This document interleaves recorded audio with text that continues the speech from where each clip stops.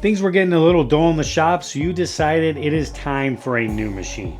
So just like back when you were a kid, you got your favorite jar, you threw a label on it, and you figured, all right, once I fill this jar with some cash, I can afford my new machine. So you started spending all of your free time, your nights, your weekends, doing all the side hustles, the side jobs, and the side gigs that you could think of to earn some cash to start filling your jar. Steve. No? New machine fund? I don't think so.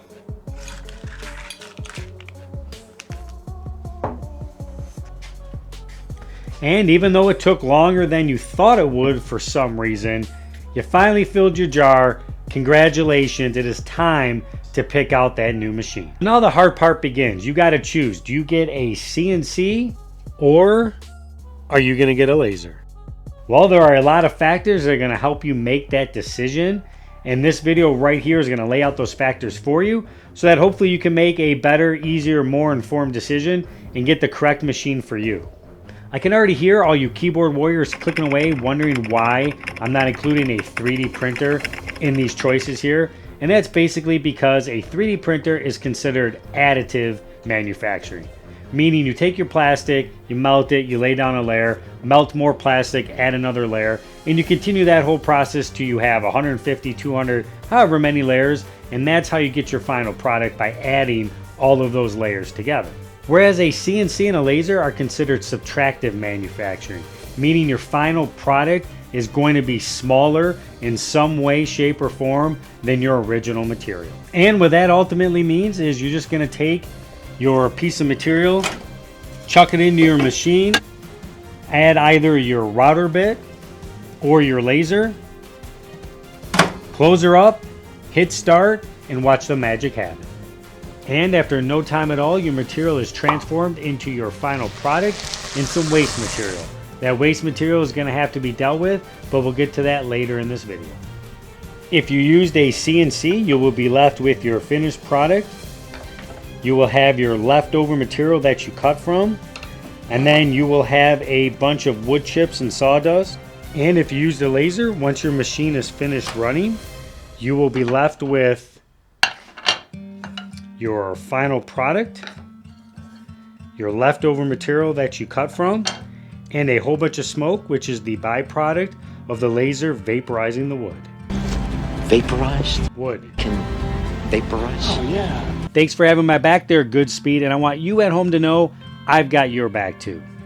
After we talk about what each of these machines can do and what they excel at, there's going to be a segment at the end called Hidden Factors. And that's just going to be a segment talking about the factors that are going to play a role in your final decision of which machine you want to get. What I have here are a bunch of projects that I've kept over the years.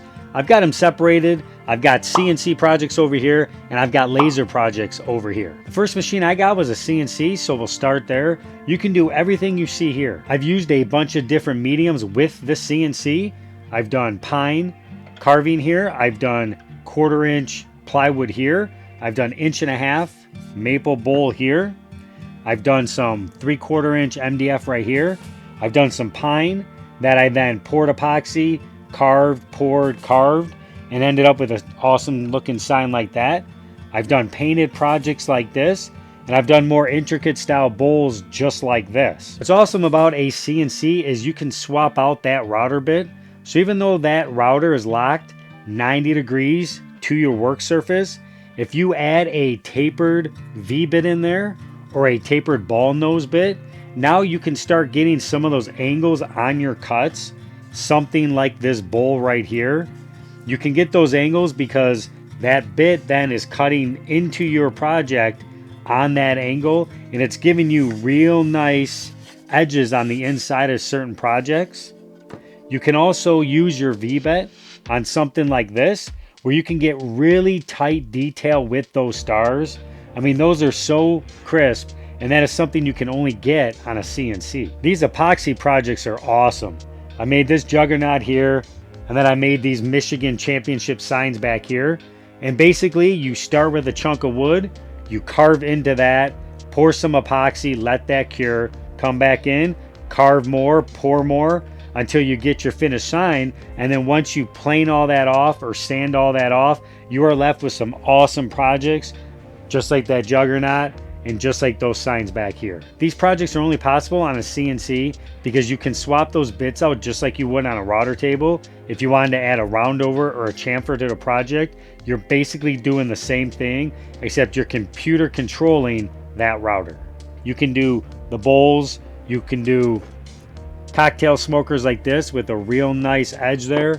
You can carve down into a sign, something like this. You can carve out the stars here. You've got your script here. You've got an awesome looking skull here, which is all 3D. And that is just because that Z carriage can move up and down and give yourself a real nice carving like that. The areas that a CNC excels at are 2.5 and 3D carvings. It does very good with V-bit carvings, and it does a very good job at cutting out larger pieces. And the areas that a CNC does not do well are two places. Number one, that is cutting out small pieces. That router bit is introducing all kinds of lateral forces to your project, so it needs to be fully secured down to your spoil board. So if you're trying to cut out very small pieces, even with the painter's tape and super glue method, a lot of time those pieces do come up and they get ruined or they get shot across your shop. And the second area is very fine detail.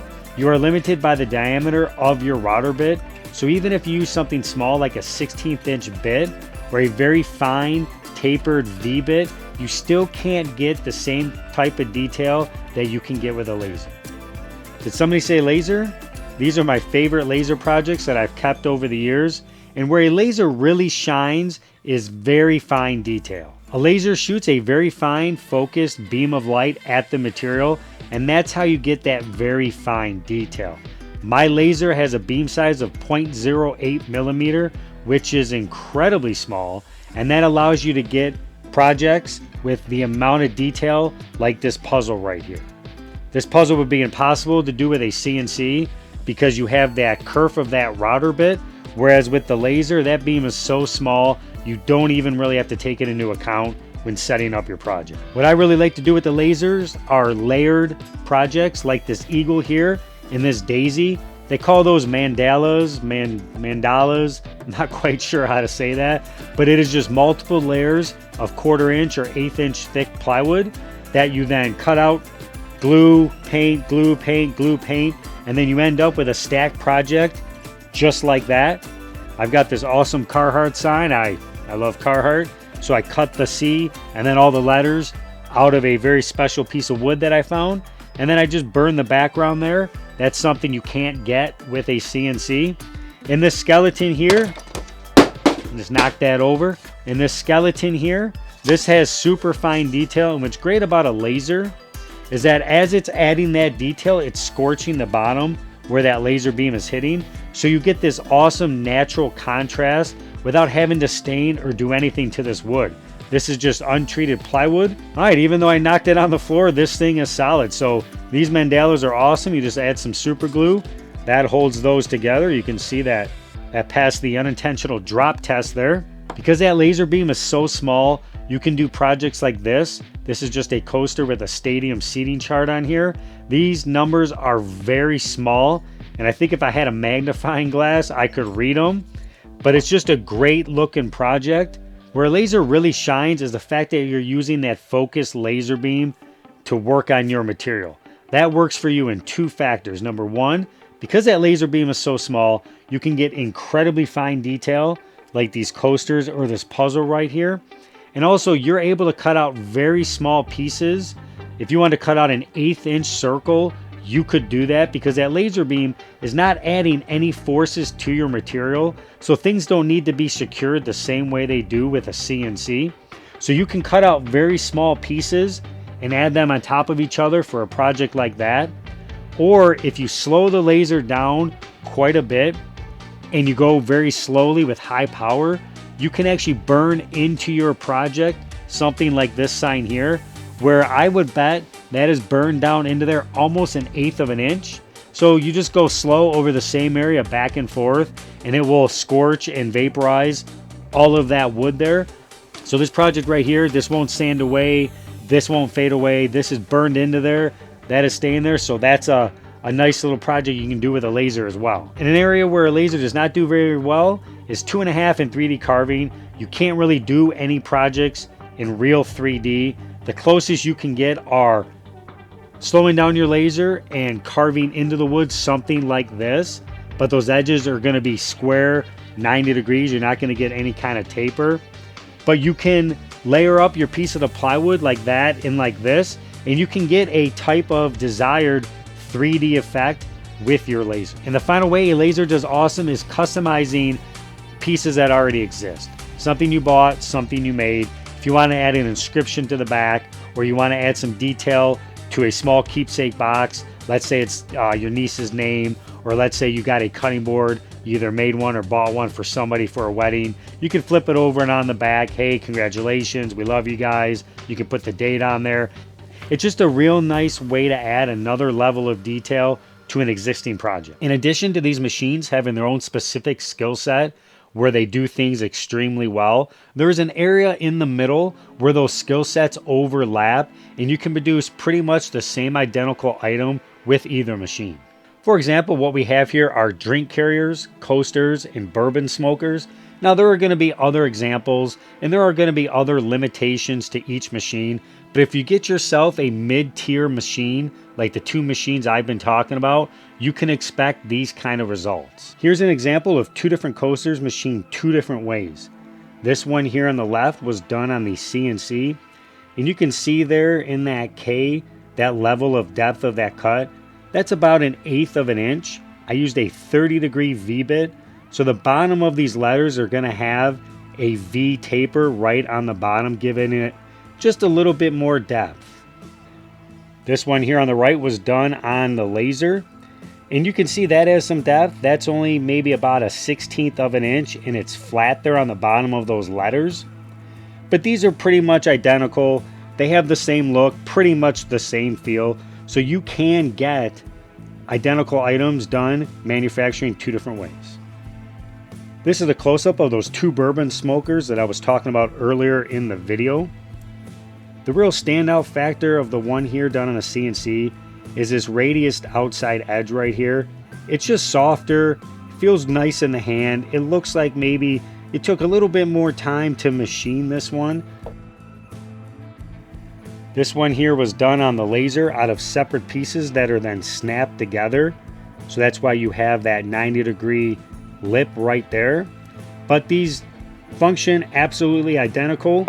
You would add your screen to the bottom of that and then put your wood chips in there, and you would have your cocktail smoker. So they don't look exactly the same, but they function the same. These are a couple of drink carriers. This one done on the CNC, this one done on the laser. Even though they were manufactured two different processes, you can see they are pretty much the same. You can add customization to the ends, either burning it or carving it in. And then with the CNC, you just have to add the dog bones in there. You can barely see that. I switched over to this one. I thought maybe seeing those would be a little bit more clear. And on the laser, you won't have that because the laser has no problem cutting 90-degree corners. But there's just another example of how to get the same type of product using different types of manufacturing. If you guys show a lot of love to this video, thumbs up, comment, subscribe. I will release segment 2 on the hidden factors that are going to play a role in your decision of which machine you want to choose.